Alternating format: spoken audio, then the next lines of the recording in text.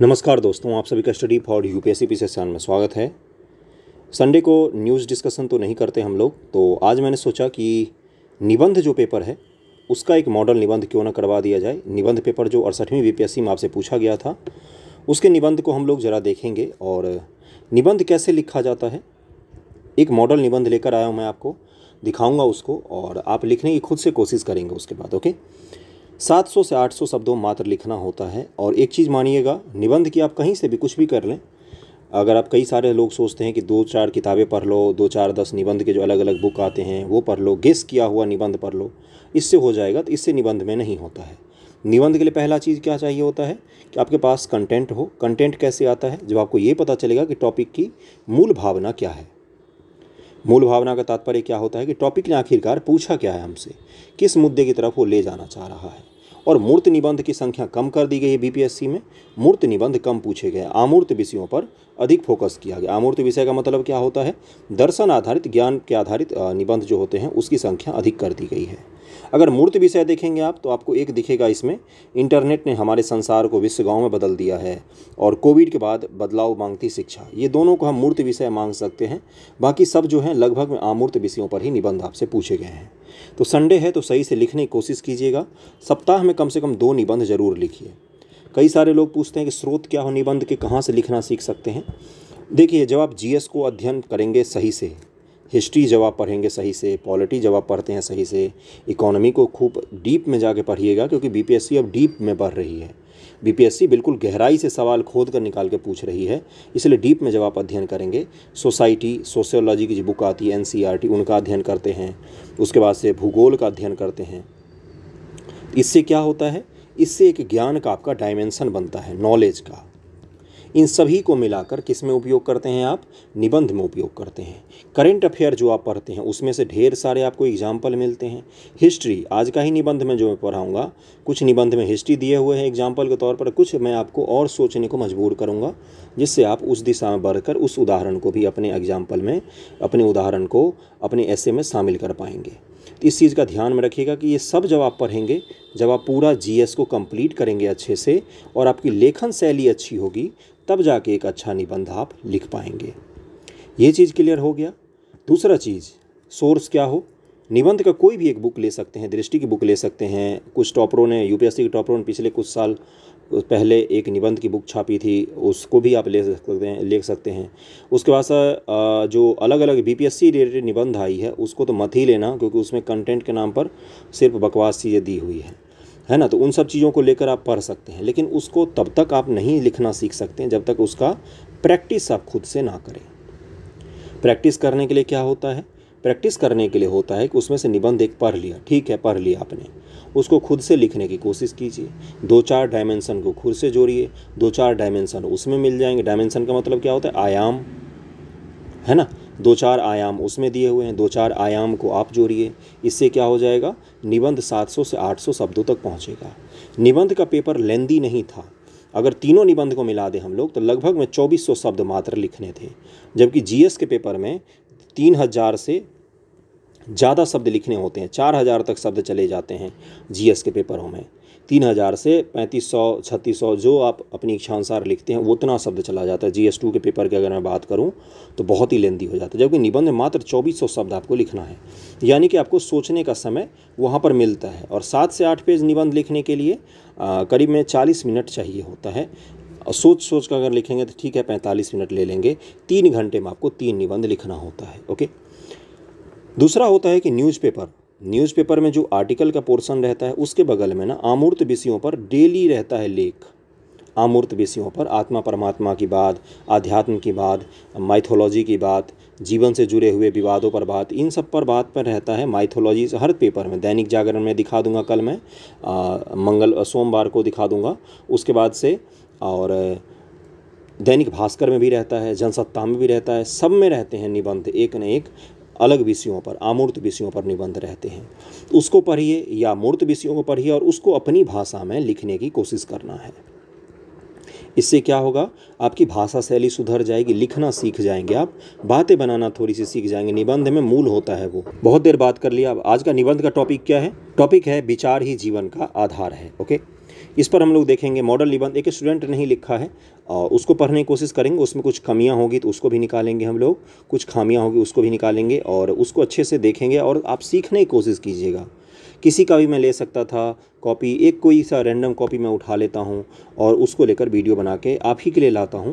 तो वीडियो को थोड़ा शेयर कर दीजिएगा, पसंद आए तो लाइक ज़रूर कीजिएगा। ओके, सबसे पहले क्या लिखते हैं? सबसे पहले भूमिका आती है निबंध में। भूमिका में आप किसी भी चीज़ को शामिल कर सकते हैं, कोई किस्सा कहानी, कुछ भी क्रिएटिविटी को आप शामिल कर सकते हैं भूमिका में। कुछ भी, अपने अनुभव भी लिख सकते हैं, इतिहास से शुरू कर सकते हैं और अपने कुछ किस्से, कहानी, कविता, शेर व शायरी, किसी भी चीज़ से भूमिका हमेशा अच्छी होनी चाहिए।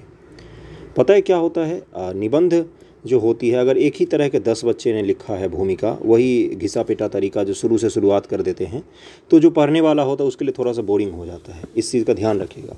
तो निबंध का भूमिका जो होता है वो मेन मायने रखता है कि आपका निबंध आगे कितना सुंदरता से पढ़ेगा पढ़ने वाला। ये मैं लाइन बड़ी सोच समझ कर कह रहा हूँ, इसलिए ध्यान रखिएगा। भूमिका हमेशा सबसे अच्छी लिखने की कोशिश कीजिए और अलग, कुछ भी डिफरेंट, किस्से कहानी के रूप में, कुछ भी ऐसा जो पढ़ने में थोड़ा सा अलग लगे और मज़ा आए पढ़ने में। लेखन शैली कैसे डेवलप होगी? पढ़ते पढ़ते और लिखते लिखते ही लेखन शैली डेवलप होती है। एक दिन में आप निबंध लिखना नहीं सीख सकते हैं। और कुछ लोग बोल रहे थे निबंध का पेपर बहुत ही कठिन आया, बहुत ही कठिन आया। एसडीएम का पद आपको काउ पर निबंध लिखकर नहीं दे देगा, या बोलेगा कि मेरा स्कूल, मेरा प्रिय मित्र, इस पर निबंध लिखिए, महिला सशक्तिकरण पर लिखिए, उस पर आपको निबंध लिखने के कारण एसडीएम नहीं बना देगा। ओके, इस चीज़ का ध्यान रखेंगे। विचार जीवन का आधार है, इस पर निबंध लिखना है। क्या है? अगर हम इतिहास के पन्ने को पलटें तो उसमें नफ़रत और खून खराबे के किस्सों की कोई कमी नहीं है। काट नहीं होना चाहिए। काटते जो बहुत से लोगों की आदत होती है, काटना बात बात पे पहले लिखकर, ऐसा मत कीजिएगा। ओके, लेकिन इन्हीं पन्नों में हमें भलाई और त्याग की भावना की कहानियाँ भी पढ़ने को मिलती है। महात्मा बुद्ध, महावीर, महात्मा गांधी, मदर टेरेसा जैसी हस्तियों को दुनिया त्याग व भलाई के लिए याद करती है। क्या है निबंध का टॉपिक? विचार ही क्या है? देखिए, फिर से देखिए, विचार जीवन का आधार है। विचार जीवन का आधार है। बार बार जब आप टॉपिक को देखेंगे, पढ़ेंगे तो उसकी मूल भावना निकल कर आ जाती है। विचार का मतलब क्या है? आपका सोचना समझना कैसा है, थॉट प्रोसेस क्या है, किस दिशा में आप सोचते हैं, वही आपके जीवन का आधार होता है। कोई डिस्ट्रक्टिव सोचेगा तो वो क्या हो जाएगा? उसका जीवन दूसरों के लिए भी कष्टदायी हो सकता है। कुछ अच्छा सोचेगा तो वो समाज और देश के लिए कुछ अच्छा करके जा सकता है। निबंध में यही प्यार भरी बातें करनी होती और कुछ नहीं करना होता है। ओके, क्या है? वही मुसोलिनी, हिटलर जैसे भी व्यक्ति हैं जो मानवता के प्रतीक नहीं है। आखिर क्या कारण है कोई इंसान बेरहम व संवेदनशील बन जाता है और एक अन्य इंसान दूसरों की परवाह करने वाला, लोगों की मदद करने वाला हो जाता है? संवेदनहीन है, ये लिखा हुआ है, संवेदनहीन है, संवेदनशील तो नहीं होना चाहिए। यहाँ पर इस लाइन में थोड़ा सा दिक्कत है। देखिए, पढ़िए क्या है। कोई इंसान बेरहम बन जाता है और एक अन्य इंसान दूसरों की परवाह करने वाला और लोगों की मदद करने वाला। संवेदनशील इंसान तो अच्छा होता है ना? क्या है अगला कि क्यों इंसानों के व्यवहार में कभी कभी पशुओं जैसी फितरत दिखाई देती है? आखिर क्यों एक इंसान अच्छा होता है और दूसरा बुरा? इस सवाल से इन्होंने निबंध लिखने की शुरुआत की है। अगला क्या है? कोई वस्तु अच्छी या बुरी नहीं होती। कोटेशन को शामिल किया इन्होंने। अच्छाई या बुराई का आधार हमारे विचार ही हैं। ये शेक्सपियर के कथन है, इसको इन्होंने शामिल किया है। अब ये कहाँ से लाते हैं आप? इंटरनेट पर सर्च कर लिया कीजिए। कोई किताब पढ़ा हो, कोई कविता पढ़ा हो, उसको इंक्लूड कर लीजिए, सर्च कर लीजिए। इंस्टाग्राम पर रील देखते रहते, कुछ अच्छे पेज को फॉलो कर लीजिए कविता कहानी का, वहाँ से आपको मिल सकता है। किसी बुक में, अगर निबंध की बुक में कोई कोटेशन पढ़ा है तो कोटेशन की एक पतली सी बना लीजिए कॉपी, जिस पर दो चार कहीं से भी मिले, कुछ भी मिले। दैनिक जागरण, दैनिक भास्कर पेपर में भी एक कोटेशन रहता है रोज़, उसको नोट डाउन कर सकते हैं। इससे आपका तैयार हो जाएगा। एग्जाम से पहले एक बार पढ़ लेंगे, बस 2-4 याद रहेंगे, उसको लिख कर आ जाएंगे, काफ़ी होता है उतना। भारतीय परंपरा में भी मन को विचारों का केंद्र बताया गया और कहा गया है कि मन ही मनुष्य का बंधु है और वही शत्रु भी है।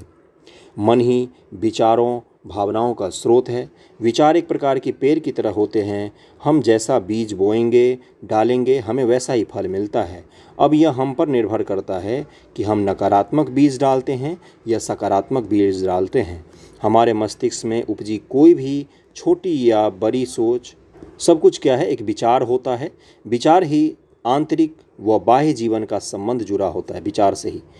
अगर हम सकारात्मक विचार रखते हैं तो हम निर्माण की ओर ले जाता है, हमें निर्माण की ओर ले जाता हमें होगा। नहीं तो हम विध्वंसक विचार रखते हैं तो हमें यह विनाश की ओर ले जाता है। स्टेटमेंट को थोड़ा सा सही से लिखना चाहिए। क्या लिख सकते हैं? अगर हम सकारात्मक विचार रखते हैं तो हमें ये विचार निर्माण की ओर ले जाता है, और अगर हम विध्वंसक विचार रखते हैं तो यही विचार हमें विनाश की ओर ले जाता है। स्टेटमेंट इस प्रकार से लिखेंगे तो थोड़ा सा फ्लो बनता है। फ्लो बहुत ज़रूरी होता है। फ्लो का मतलब क्या होता है? पढ़ना शुरू किया तो ख़त्म कब हो गया ये पता ही नहीं चला। वर्तमान में हम जो कुछ भी हैं अपने विचारों के कारण हैं, और भविष्य में जो कुछ भी हम होंगे अपने विचारों के कारण ही बनेंगे। ये महात्मा बुद्ध जी का है। अब मैं आपको कुछ एग्जाम्पल देता हूँ। कुछ उदाहरणों को ध्यानपूर्वक सुनिएगा। इसको भी मैं पढ़वाऊँगा आगे, लेकिन इनको सुनिएगा। जैसे विचार के बदौलत जो भी इंसान आपको इतिहास में दिखते हैं, वर्तमान में दिखते हैं, उन सभी का एग्जाम्पल आप यूज़ कीजिए। कुछ सकारात्मक विचार वाले लोगों को लिखिएगा, कुछ नकारात्मक विचार वाले लोगों को लिखिएगा, और ये भी लिखिएगा उससे क्या प्रभाव पड़ा है। किस पर? हमारे समाज पर। जैसे नकारात्मक विचार की अगर हम लोग बात करें तो आप हिटलर को ले सकते हैं, माइथोलॉजी से रावण को उठा सकते हैं, है ना, मुसोलिनी को ले सकते हैं, और किसी भी तानाशाह को ले लीजिए। पूरे इतिहास में से कहीं से भी मिल सकता है। औरंगजेब एक गलत विचार वाले इंसान में आएगा। वहीं अकबर किस में आता है? अच्छे विचार वाले इंसान में आता है। उसके बाद से जो अशोक हैं, अशोक महान किस में आते हैं? तो ये आते हैं अच्छे विचार वालों में। और इसी के समतुल्य कोई और राजा ढूंढिए जो किस में आएंगे? वो गलत विचार वाले में आएंगे। ये क्या बता रहा हूँ मैं? नकारात्मक विचार वाले कुछ लोगों के नाम, इसमें कुछ सकारात्मक थे बंधु, उन सबको लिखे। अब उसका प्रभाव क्या पड़ा? औरंगजेब का प्रभाव ये पड़ा कि पूरा मुगल साम्राज्य जो है वो युद्ध में उलझकर विनाश के कगार पर पहुँच गया। ये तो सच है ना। मुसोलिनी का क्या प्रभाव पड़ा? द्वितीय विश्व युद्ध हो गया। हिटलर का द्वितीय विश्व युद्ध में बहुत बड़ा योगदान है। रावण का क्या है? पूरा लंका नगरी खा गया अकेले इंसान। ये मैं क्या बता रहा हूँ? अपने विचारों से ही उन्होंने अपने भविष्य उनका कैसा होगा इस चीज़ को तय किया उन्होंने। वो विचार उस समय भले ही सही लग सकते हैं, लेकिन अगर वो लॉन्ग टर्म में वो विचार समाज को, देश को नुकसान पहुँचा रहे हैं तो विचार खराब ही होगा। ओके। जैसे कई सारे कट्टरपंथी विचार आपको तुरंत तो लगेगा कि बहुत अच्छे हैं, लेकिन लॉन्ग टर्म में वो देश को नुकसान पहुंचाते हैं, और इस कारण से क्या होता है? समाज पर उसका बहुत ही गलत इफेक्ट पड़ता है। अच्छे विचारों की अगर हम लोग बात करें तो महात्मा बुद्ध हो गए। इनके लाइफ को लिखिए थोड़ा सा कि क्या इनका विचार था। महावीर स्वामी हो गए।